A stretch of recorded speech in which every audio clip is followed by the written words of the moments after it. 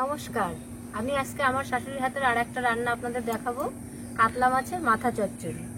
আমি এখানে নিয়েছি শুকনো লঙ্কা, তেজপাতা, জিরে, সর্ষের তেল, হলুদ, শুকনো লঙ্কার গুঁড়ো, ঘি, লবণ, গরম মশলা, কুচি করে কেটে রাখা পেঁয়াজ, রসুন বাটা, আদা বাটা, টুকরো করে কেটে রাখা আলু, মাছের মাথা কেটে ধুয়ে লবণ হলুদ মাখিয়ে রেখেছি।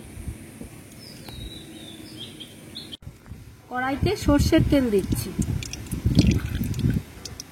তেল গরম হয়ে গেছে, এবার আমি মাথা দিয়ে দিচ্ছি।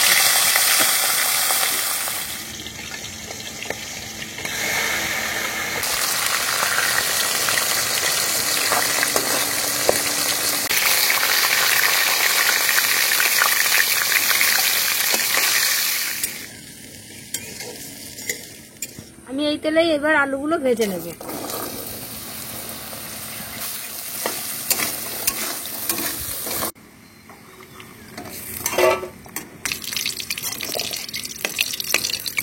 আলুগুলো আমি লাল লাল করে ভেজে তুলে নিলাম। এই তেলেই আমি ফোড়ন দিয়ে দিচ্ছি শুকনো লঙ্কা, জিরে, তেজপাতা, পেঁয়াজ,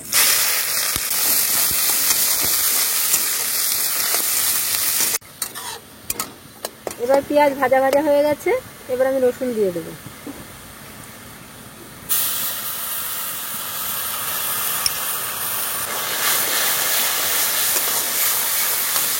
এবার লবণ দিয়ে দিচ্ছি, হলুদ, শুকনো লঙ্কার গুঁড়ো, আদা বাটা। এবার আমি একটু জল দিয়ে দেবো।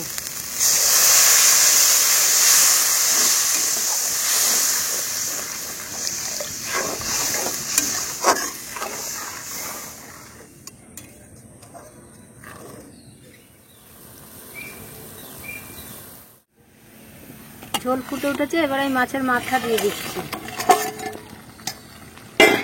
এবার আমি ভাজা আলুগুলোও দিয়ে দিচ্ছি।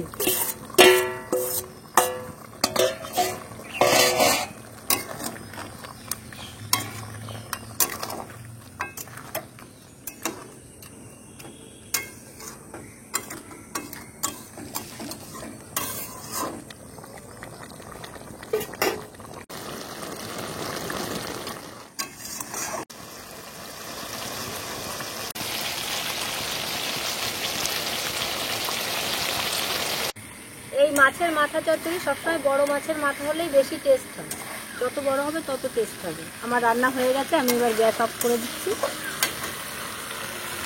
ঘি,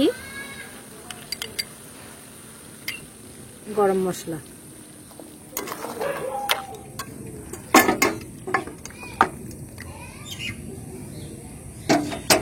এই মাছের মাথা চচ্চড়ি আপনারা বাড়িতে করে খেয়ে দেখুন, খুব স্বাদ। আপনারা খেয়ে দেখবেন, খুবই ভালো লাগবে।